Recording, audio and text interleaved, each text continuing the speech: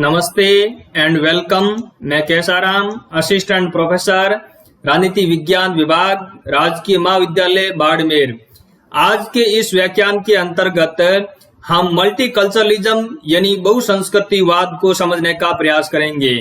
Contemporary political theory या contemporary political ideology के अंतर्गत यह एक बहुत ही महत्वपूर्ण विचारधारा या सिद्धांत के रूप में है।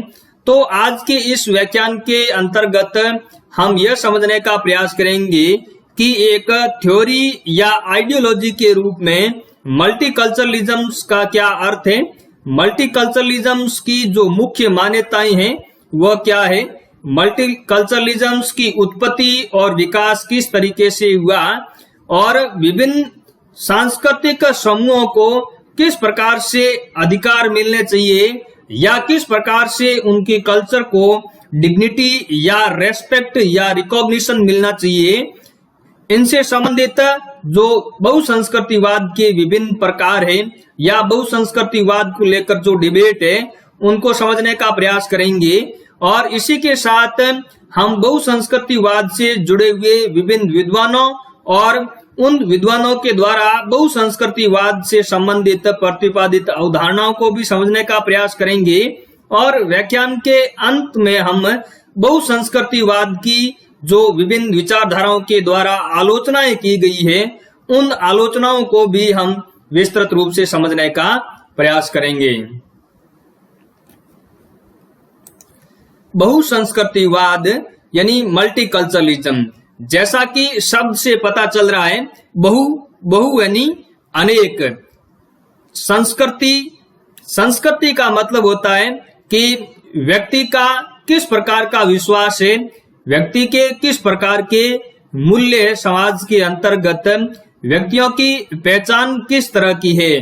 तो बहु यानी अनेक, संस्कृति यानी उसका जीवन जीने का तरीका किस तरह का है, उसकी जीवन जीने की शैली किस तरह की है, उसके विश्वास, परंपराएं और मूल्य किस तरह के हैं, वह संस्कृति को रिप्रेजेंट करते हैं, यानी उसकी पहचान किस तरह की है। तो बहु यानी अनेक और संस्कृति यानी जीवन जीने का तरीका।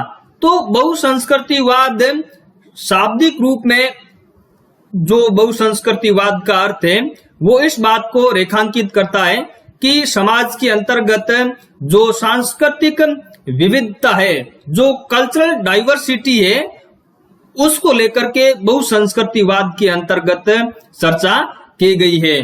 पॉलिटिकल थ्योरी के अंतर्गत, पॉलिटिकल आइडियोलॉजी के अंतर्गत बहुसंस्कृतिवाद अल्पसंख्यक जो वर्ग है, जो अल्पसंख्यक समूह है, जो अल्पसंख्यकों की संस्कृति है, उनको रिकॉग्निशन दिलाने के लिए, अल्पसंख्यक समूहों को अधिकार दिलाने के लिए, अल्पसंख्यक समूहों को विशिष्ट अधिकार देने के लिए नॉर्मेटिव रूप में, फिलोसॉफिकल रूप में विश्लेषण करने का प्रयास करता है कि किस तरीके से समाज के अंतर्गत सांस्कृतिक विविधता को कायम रखा जा सकता है और सांस्कृतिक विविधता को कायम रखते हुए जो समाज या राष्ट्र राज्य के अंतर्गत अल्पसंख्यक समूह हैं उनको किस तरीके से विशिष्ट अधिकार दिए जा सकते हैं ताकि मल्टीकल्चर समाज के अंतर्गत इन अल्पसंख्यक समूहों का भी भला हो सके, इन अल्पसंख्यक वर्गों का भी विकास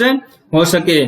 तो मल्टीकल्चरल जो सोसाइटी है इस तरह की, ये लंबे समय से अस्तित्व के अंतर्गत रही है, यानी समाज के अंतर्गत कल्चर के आधार पर जो डाइवर्सिटी है वो लंबे समय से ही देखी जा सकती है। लेकिन पॉलिटिकल थ्योरी के अंतर्गत ये जो मल्टीकल्चरलिज्म की जो आइडियोलॉजी है या थ्योरी है, ये जो शब्द है मल्टीकल्चरलिज्म बहुसंस्कृतिवाद का, इसका उद्भव अभी का है, यानी 1960 के दशक के अंतर्गत बहुसंस्कृतिवाद की अवधारणा है ये उभर करके कंटेम्परेरी पॉलिटिकल थ्योरी के अंतर्गत विकसित हुई। मल्टीकल्चरलिज्म अपने आप में एक विचारधारा से ज्यादा आइडियोलॉजिकल डिबेट का एक एरिया है। यह इस बात पर जोर देता है कि सांस्कृतिक विविधता के निहितार्थ क्या है, सांस्कृतिक विविधता के निहितार्थ के विचारों की एक श्रृंखला को अपने आप में शामिल करता है विशेष रूप से इस बात पर मल्टीकल्चरलिज्म के अंतर्गत डिबेट है कि राष्ट्र राज्य के अंतर्गत जो सांस्कृतिक विभेद है, जो कल्चरल डिफरेंस है, उसको और राष्ट्रीय एकता को यानी नागरिक एकता को किस तरह से समायोजित किया जा सकता है, इन दोनों के मध्य किस तरीके से सामंजस्य स्थापित किया जा सकता है ताकि नागरिकों की एकता भी बनी रहे, राष्ट्रीय एकता भी बनी रहे, उसके साथ साथ समाज के अंतर्गत सांस्कृतिक विविधता को भी रिकॉग्नाइज किया जा सके, यानी सांस्कृतिक विविधता को भी मान्यता मिल सके। जो अल्पसंख्यक वर्गों की संस्कृति है, जो अल्पसंख्यक समूहों की संस्कृति है, उसको भी मान्यता मिल सके और उसी के साथ अल्पसंख्यक समूहों को विशिष्ट अधिकार भी मिल सके ताकि समाज के अंतर्गत, पॉलिटिक्स के अंतर्गत इन अल्पसंख्यक समूहों की भी एक उचित भागीदारी हो और इन अल्पसंख्यकों की जो संस्कृति है, सीमांत वर्ग की जो संस्कृति है, यानी जो हाशिए पर स्थित जो लोग हैं, उनकी संस्कृति यानी उसके जो मूल्य है, उनके जो विश्वास है, उनके जो परंपराएं हैं, उनको भी एक रेस्पेक्ट मिल सके, उनको भी एक डिग्निटी मिल सके। तो ये कैसे किया जा सकता है, इस बात को लेकर के मल्टीकल्चरलिज्म के रूप में पॉलिटिकल थ्योरी के अंतर्गत डिबेट है। बहुसंस्कृतिवाद का जो मुख्य विषय है वह यही है कि एकता के भीतर विविधता को कैसे कायम रखा जा सकता है, यानी यूनिटी के अंतर्गत डाइवर्सिटी को भी कैसे कायम रखा जा सकता है ताकि यूनिटी भी बनी रहे और डाइवर्सिटी भी बनी रहे। तो इस तरह की डिबेट मल्टीकल्चरलिज्म के अंतर्गत देखने को मिलती है।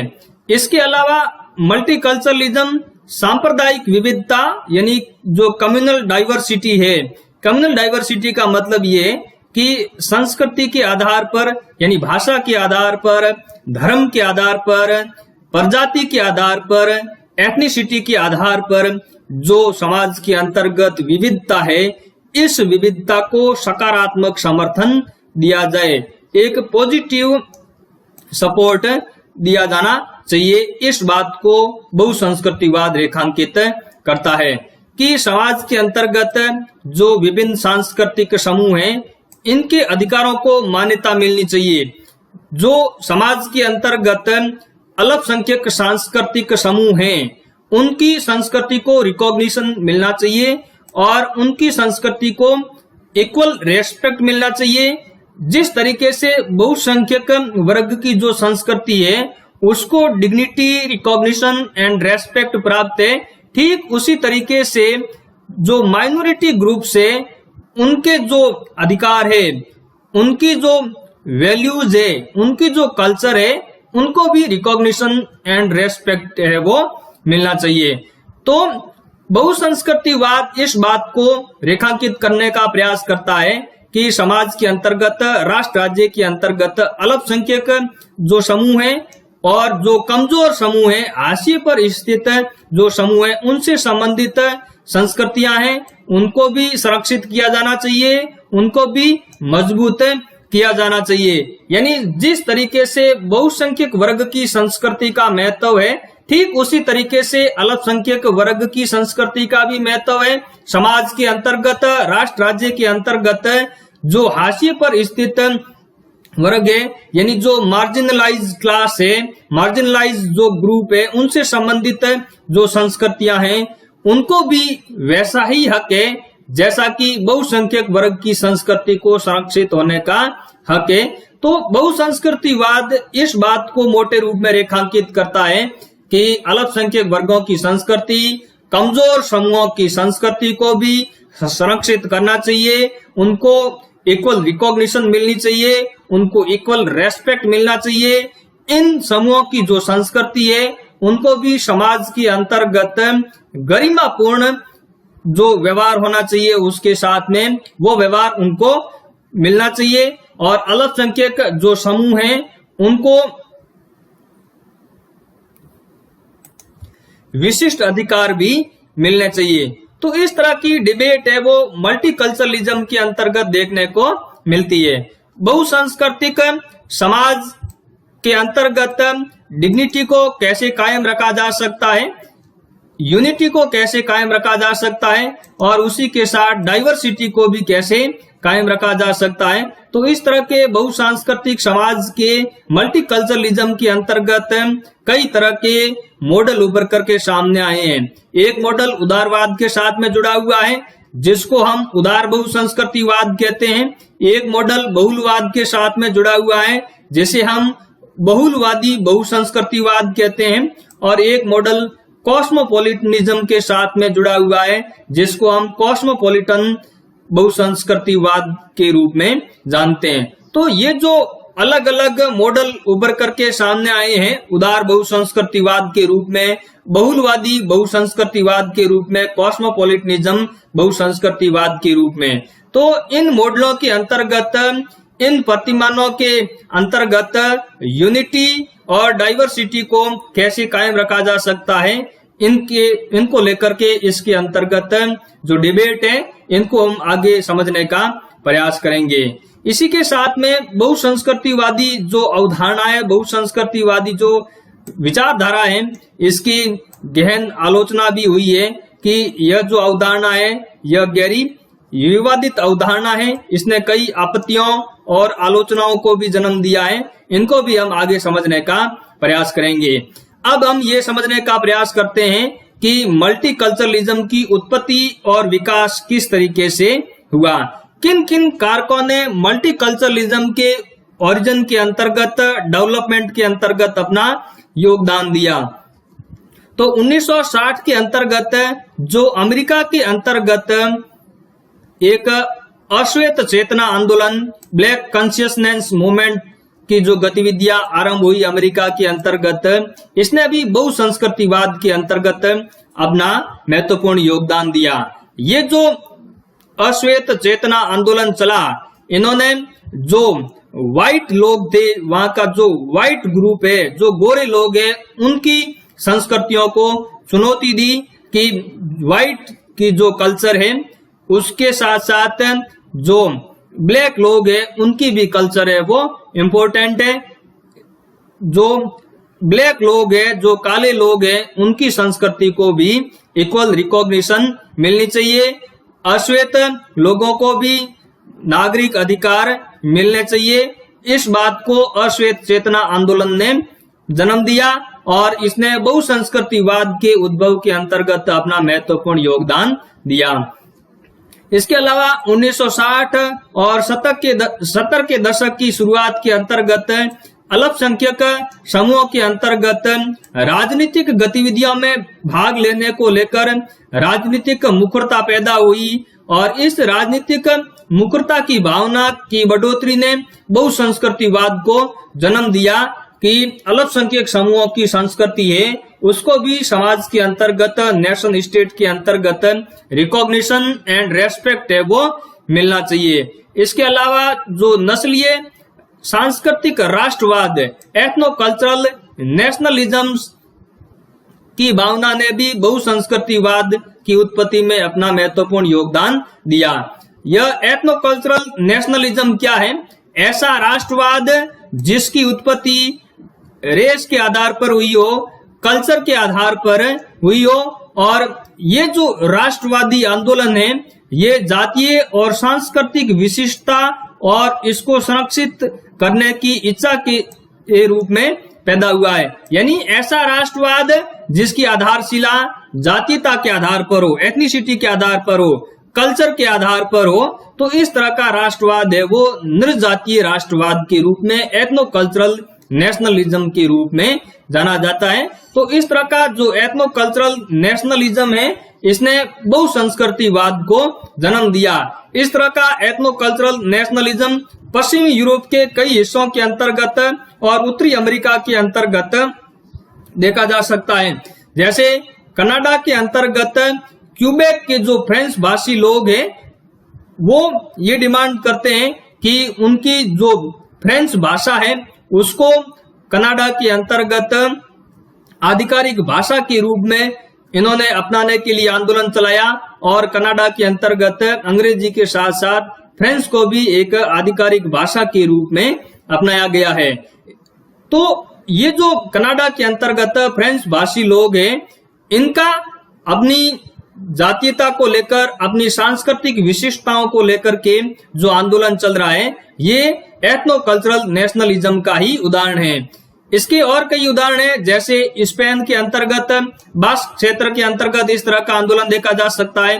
फ्रांस में कोर्सिका, बेल्जियम में फ्लेंडर्स के अलगाववादी आंदोलन, ये एथनो कल्चरल नेशनलिज्म के ही उदाहरण है। और एथनिसिटी की बात करते हैं, स्वाभाविक सी बात है कि मल्टीकल्चरलिज्म के अंतर्गत भी इस एथनिक डाइवर्सिटी के ऊपर बल दिया जाता है कि एथनिक जो डाइवर्सिटी है, यानी जो नरजातीय विविधता है, उसको कायम रखा जाना चाहिए और नरजातीय विविधता के आधार पर अल्पसंख्यक जो समूह हैं, उनको भी रिकॉग्निशन एंड रेस्पेक्ट है वो मिलना चाहिए। तो ये जो एथनो कल्चरल नेशनलिज्म्स की जो भावना है, राजनीतिक मुखरता की जो भावना आई इन अल्पसंख्यक समूहों के अंतर्गत, इन दबाव के जवाब के अंतर्गत कई देशों ने आधिकारिक रूप में बहुसंस्कृतिवाद को एक पॉलिसी के रूप में अपनाया। यानी मल्टीकल्चरलिज्म को ऑफिशियली तौर पर पॉलिसी के रूप में कई देशों ने अपनाया, जिनमें कनाडा और ऑस्ट्रेलिया का उदाहरण प्रमुख रूप से देखा जा सकता है। और कनाडा के अंतर्गत अगर हम देखें तो 1988 के अंतर्गत कनाडाई बहुसंस्कृतिवादी अधिनियम जो बनाया गया, यह एक आधिकारिक बहुसंस्कृतिवाद की जो नीति है उसके उदाहरण के रूप में इसको देखा जा सकता है। इसके अलावा 1945 के बाद में जो इंटरनेशनल माइग्रेशन हुआ, यानी जो अंतर्राष्ट्रीय प्रवास हुआ, उसने भी बहुसांस्कृतिक राजनीति को जन्म दिया। यानी अंतर्राष्ट्रीय प्रवास के परिणाम स्वरूप उन अल्पसंख्यक वर्गों की जो संस्कृति थी, इन अल्पसंख्यक वर्गों के जो मूल्य और विश्वास है, उनको रिकॉग्निशन एंड रेस्पेक्ट देने की इन प्रवासियों ने मांग उठाई और इसी के परिणाम स्वरूप बहुसंस्कृतिवादी जो विचारधारा है उसकी भी उत्पत्ति के अंतर्गत इसने भी एक अपना महत्वपूर्ण योगदान दिया। इसके अलावा 1990 के दशक के दौरान भी दुनिया भर में सीमा पार माइग्रेशन हुआ और इसने भी बहुसंस्कृतिवाद के उदय में अपना महत्वपूर्ण योगदान दिया।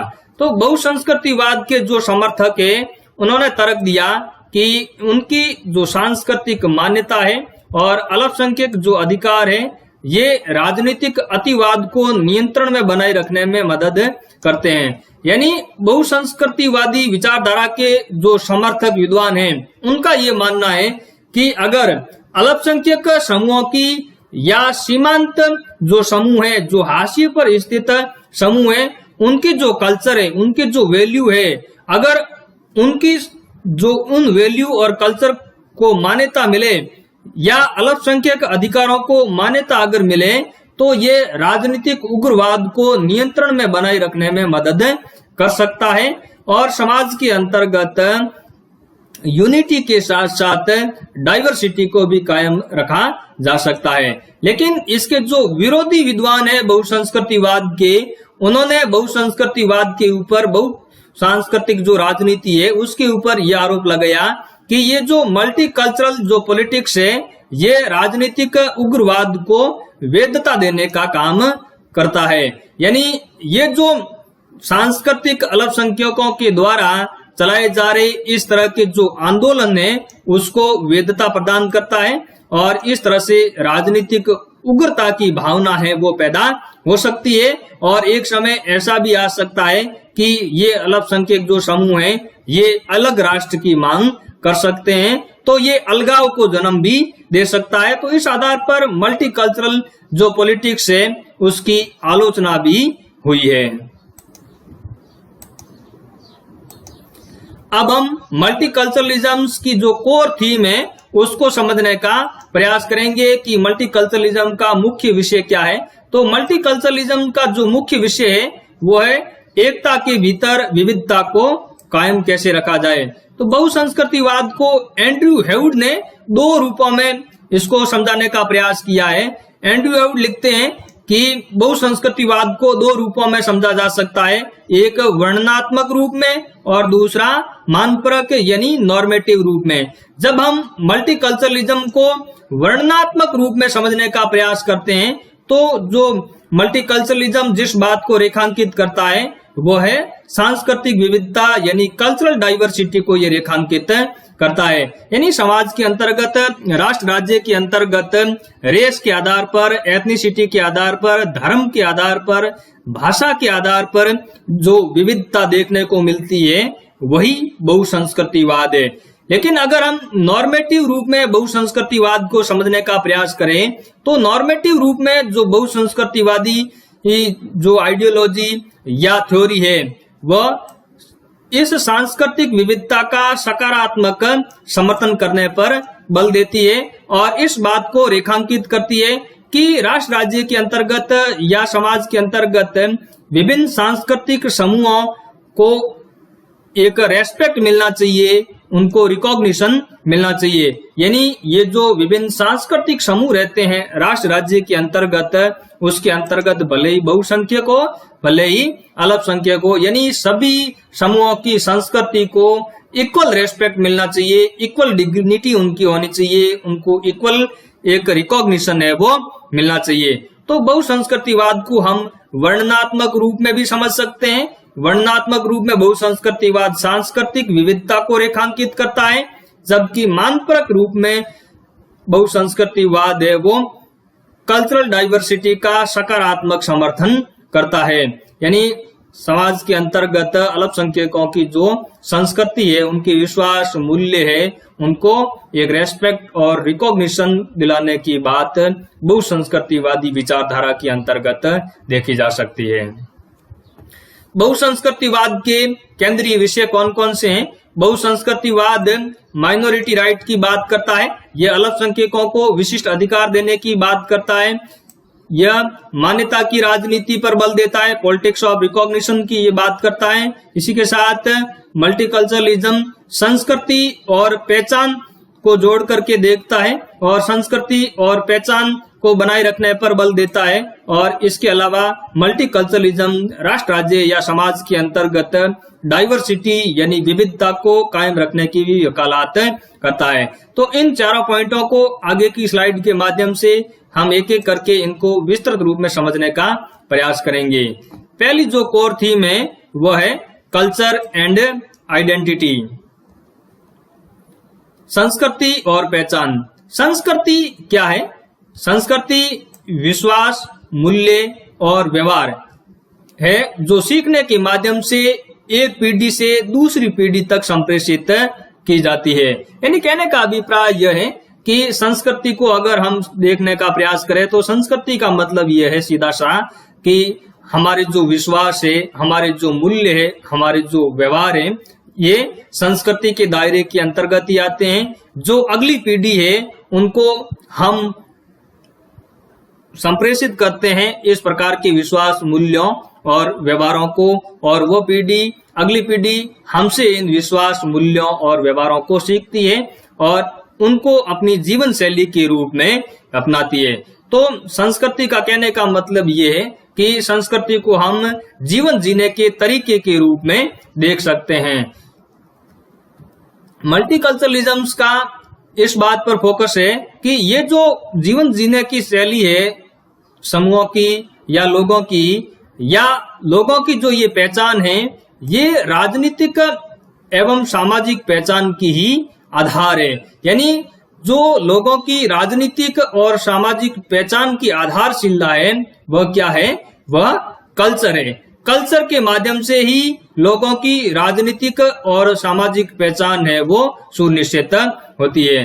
तो मल्टीकल्चरलिज्म एक आइडियोलॉजी के रूप में यह दावा करता है कि ये जो संस्कृति है, इस संस्कृति को जितना मजबूत किया जाएगा उतना ही राष्ट्र राज्य की और समाज की जो सामाजिक भावना है उसको मजबूती मिलेगी।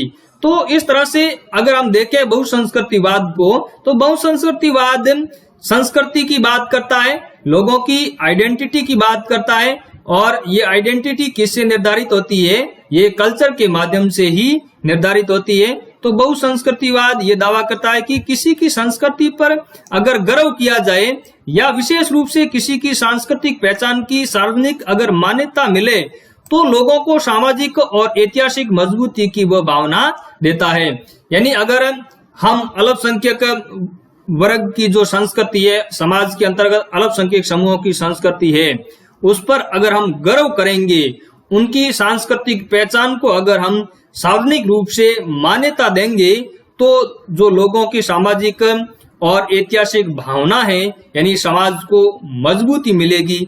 अगर इसके विपरीत हम अगर इन अल्पसंख्यक लोगों की संस्कृति को मान्यता नहीं देंगे सार्वजनिक रूप से, तो ये सांस्कृतिक पहचान की जो कमजोर भावना है या जो ये खंडित भावना है, ये लोगों के अंतर्गत अलगाव पैदा करेगी, लोगों को भ्रमित महसूस करने का प्रयास करेगी। अगर हम उदाहरण के रूप में देखें, तो अगर हम ये माने कि समाज के अंतर्गत हम बहुसंख्यक वर्ग की जो संस्कृति है उसी को अगर मान्यता देंगे, तो फिर अल्पसंख्यक वर्ग कैसा महसूस करेगा? अल्पसंख्यक वर्ग तो यही महसूस करेगा कि जो बहुसंख्यक वर्ग की संस्कृति है वो ज्यादा महत्वपूर्ण बन रही है, तो अपने आप को अल्पसंख्यक वर्ग है वो हीन समझने लगेगा, वो अपने आप को बहुसंख्यक वर्ग से अपने आप को अलगाव के रूप में महसूस करने लगेगा। तो मल्टीकल्चरलिज्म का ये कहना है कि इस तरह की अलगाव की जो भावना पैदा होगी, ये राष्ट्र राज्य को कमजोर करेगी, ये समाज को कमजोर करने का काम करेगी। तो मल्टीकल्चरलिज्म कल्चर की बात करता है, मल्टीकल्चरलिज्म आइडेंटिटी की बात करता है, और मल्टीकल्चरलिज्म इस बात पर फोकस करता है कि व्यक्ति की जो पहचान है यही व्यक्तिगत को सामाजिक से जोड़ती है। संस्कृति और पहचान ही ऐसे लक्षण हैं जो कि व्यक्ति को, एक इंडिविजुअल को समाज से जोड़ने का काम करता है। तो मल्टीकल्चरलिज्म के अंतर्गत कल्चर पर फोकस किया जाता है, आइडेंटिटी के ऊपर फोकस किया जाता है। दूसरी जो कोर थीम है मल्टीकल्चरलिज्म की, वो है अल्पसंख्यक अधिकार, यानी जो माइनॉरिटी राइट्स है उसकी बात करता है बहुसंस्कृतिवाद। बहुसंस्कृतिवाद का ये कहना है कि समाज के अंतर्गत जो अल्पसंख्यक समूह हैं उनको विशिष्ट अधिकार मिलने चाहिए, उनको ये बहुसांस्कृतिक अधिकार या अल्पसंख्यक अधिकार या सामुदायिक अधिकार के नाम से पुकारते हैं। इनका ये कहना है कि अगर अल्पसंख्यक वर्ग को कुछ विशिष्ट अधिकार मिलेंगे तो अल्पसंख्यक जो समूह हैं वो भी अपना विकास कर सकते हैं। तो मल्टीकल्चरलिज्म के अंतर्गत अल्पसंख्यकों के लिए विशिष्ट अधिकारों पर फोकस किया जाता है, समूह के आधार पर, संस्कृति के आधार पर विशिष्ट अधिकार देने पर बल दिया जाता है। तो इस तरह के अधिकारों की पहचान करने वाला अगर मल्टीकल्चरलिज्म के अंतर्गत सबसे व्यवस्थित अगर प्रयास करने वाला कोई विद्वान है तो वो है विल किमलिका। विल किमलिका ने समूह के आधार पर, समूह विभेद के आधार पर सांस्कृतिक अधिकारों की वकालत की, अल्पसंख्यक अधिकारों की वकालत की। विल किमलिका ये एक कनाडा का पॉलिटिकल थ्योरिस्ट है। विल किमलिका ने 3 प्रकार के अल्पसंख्यक अधिकारों की पहचान की है। ये 3 जो अल्पसंख्यक अधिकार है यह है सेल्फ गवर्नमेंट राइट्स यानी स्वशासन का अधिकार, पॉलीएथनिक राइट्स बहुजातीय अधिकार, और तीसरा प्रतिनिधित्व का अधिकार यानी रिप्रेजेंटेशन राइट्स। तो विल किमलिका इस बात पर बल देता है कि राष्ट्र राज्य के अंतर्गत अल्पसंख्यकों को ये 3 प्रकार के विशिष्ट अधिकार मिलने चाहिए। तो इस तरह के विशिष्ट अधिकारों, सांस्कृतिक अधिकार या अल्पसंख्यक अधिकारों के माध्यम से बहुसंस्कृतिवाद इस बात को रेखांकित करता है कि अधिकारों की व्यक्तियों को प्रदान करना, यानी एक इंडिविजुअल को अधिकारों के रूप में जिस तरीके से उदारवाद ने बात की वो अपने आप में पर्याप्त नहीं है, बल्कि बहुसंस्कृतिवाद इंडिविजुअल के बजाय अधिकारों को समूह से जोड़कर, ग्रुप से जोड़कर, कल्चर से जोड़कर देखता है। बहुसंस्कृतिवाद व्यक्तिवाद के बजाय सामूहिकता की सदस्यता लेते हैं, यानी ये व्यक्ति की बात नहीं करते बल्कि ये समूह की बात करते हैं, ये कलेक्टिव की बात करते हैं। विल किमलिका ने 3 अधिकार बताए अल्पसंख्यकों के लिए। उसमें जो पहला है वो है स्वशासन का अधिकार, स्वशासन का अधिकार यानी सेल्फ गवर्नमेंट का जो राइट्स है वो किसको मिलना चाहिए? तो विल किमलिका के अनुसार ऐसा जो अधिकार है सेल्फ गवर्नमेंट का अधिकार, यह राष्ट्रीय अल्पसंख्यकों को मिलना चाहिए, जो स्वदेशी लोग हैं उनको मिलना चाहिए। यानी राष्ट्र राज्य के अंतर्गत जो उसी राष्ट्र के मूल निवासी है, परमानेंटली उसी राष्ट्र राज्य के अंतर्गत रहने वाले जो राष्ट्रीय अल्पसंख्यक है, उन लोगों को स्वशासन का अधिकार मिलना चाहिए। तो इस तरह की बात विल किमलिका ने की है। लेकिन विल किमलिका ये कहता है कि ये केवल और केवल स्वशासन का अधिकार है, ये राष्ट्रीय अल्पसंख्यकों को ही दिया जा सकता है, प्रवासी लोगों को इस तरह का स्वशासन का अधिकार देने की विल किमलिका वकालत नहीं करता। जैसा कि आप देख सकते हैं कि उत्तरी अमेरिका के अंतर्गत मूल अमेरिकियों को इस तरह का अधिकार दिया गया है। कनाडा में अगर हम देखें तो फर्स्ट नेशंस, इनुइट्स, मेटिस लोग, न्यूजीलैंड में माओरीस, ऑस्ट्रेलिया में आदिवासी लोग, और उत्तरी स्वीडन, नॉर्वे और फिनलैंड के हिस्सों के अंतर्गत जो सामी लोग हैं उनको इस तरह के स्वशासन का अधिकार दिया गया है। भारत के अंतर्गत भी आप देखोगे तो आदिवासियों को इस तरह का स्वशासन का अधिकार है वो देखने को मिलता है। दूसरे जिस तरह की राइट्स की बात करता है विल किमलिका, वो है बहुजातीय अधिकार, पॉलीएथनिक राइट। ये विल किमलिका उन लोगों को देने की बात करता है जो कि प्रवासी है, जो प्रवास के माध्यम से आए हैं, इमिग्रेशन के माध्यम से आए हैं। यानी ये राष्ट्र ये अल्पसंख्यकों से अलग है। अल्पसंख्यक तो है ये, लेकिन ये उस राष्ट्र राज्य के मूल निवासी नहीं है, स्वदेशी लोग नहीं है, बल्कि ये प्रवास के माध्यम से इनका आना हुआ है। कारण कोई भी हो सकता है, आर्थिक कारण हो सकता है या उनका उत्पीड़न का कोई कारण हो सकता है, लेकिन जो प्रवासी लोग हैं उनको बहुजातीय अधिकार देने की बात विल किमलिका करता है।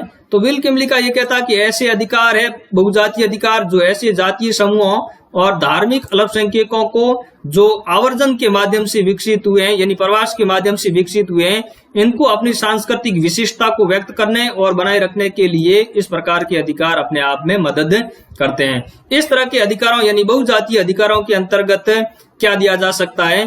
तो विल किमलिका के अनुसार कानूनी छूट इन प्रवासी अल्पसंख्यकों को दी जा सकती है, जैसे यहूदी लोगों को और मुसलमानों को पशुओं का वध करने के लिए कानून से छूट दी जा सकती है, मुस्लिम लड़कियों को स्कूल ड्रेस कोड से छूट दी जा सकती है, हिजाब पहनने की छूट है वो दी जा सकती है।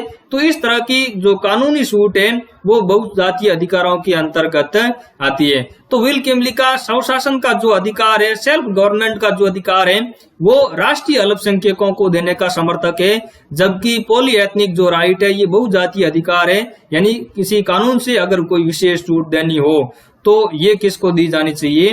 ये फिर प्रवासी अल्पसंख्यकों को दी जानी चाहिए। यानी प्रवासी अल्पसंख्यकों को विल किमलिका स्वशासन का अधिकार देने की बात नहीं करता, बल्कि बहुजातीय अधिकार देने की बात करता है। तीसरे अधिकार की जो बात करता है विल किमलिका, वो है विशेष प्रतिनिधित्व का अधिकार।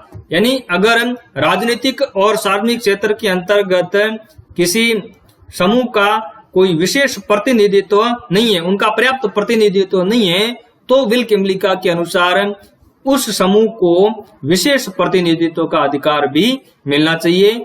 विल किमलिका इस प्रकार के विशेष प्रतिनिधित्व के अधिकार के अंतर्गत सकारात्मक भेदभाव का समर्थन करता है। अगला जो पॉइंट है, अगली जो कोर मान्यता है बहुसंस्कृतिवाद की, वो है मान्यता की राजनीति, पॉलिटिक्स ऑफ रिकॉग्निशन। पीछे हमने अल्पसंख्यक अधिकारों की बात की, मान्यता की राजनीति उन अल्पसंख्यक अधिकारों से थोड़ी आगे बढ़ती है। मान्यता की राजनीति के अंतर्गत इस बात पर जोर दिया जाता है बहुसंस्कृतिवाद के अंतर्गत कि जो अल्पसंख्यक वर्ग है, जो अल्पसंख्यक संस्कृति के लोग हैं, उनको केवल अधिकार देना ही पर्याप्त नहीं है, बल्कि उन अधिकारों को मान्यता भी मिलनी चाहिए। अल्पसंख्यकों की जो संस्कृति है, अल्पसंख्यकों के जो विशिष्ट मूल्य है, उनको समाज के अंतर्गत, राष्ट्र राज्य के अंतर्गत रिकॉग्निशन भी मिलना चाहिए। यानी जो अल्पसंख्यक लोगों की, अल्पसंख्यक समूहों की संस्कृति है, इन संस्कृतियों की भाषा, कला, मूल्य और विश्वास है, इनको समाज के अंतर्गत एक समान दर्जा मिलना चाहिए। चाहे वो मीडिया के अंतर्गत हो, चाहे हम जब स्कूलों के अंतर्गत जब संस्कृति के बारे में पढ़ाए, जब साहित्य के बारे में पढ़ाए, तब केवल और केवल बहुसंख्यक वर्ग की संस्कृति का ही गुणगान नहीं करें, उनको ही रिकॉग्निशन नहीं दे, बल्कि जो अल्पसंख्यक वर्ग की संस्कृति है, अल्पसंख्यक वर्ग की जो भाषा है, कला है, मूल्य है, विश्वास है, उनको भी हम स्कूलों के अंतर्गत और महाविद्यालयों के अंतर्गत और पूरे समाज के अंतर्गत उनको एक इक्वल रेस्पेक्ट दे, इक्वल रिकॉग्निशन इन अल्पसंख्यक समूहों को भी मिलनी चाहिए। तो ये मान्यता की राजनीति का जो विचार है, ये समुदायवादी विद्वान चार्ल्स टेलर का है।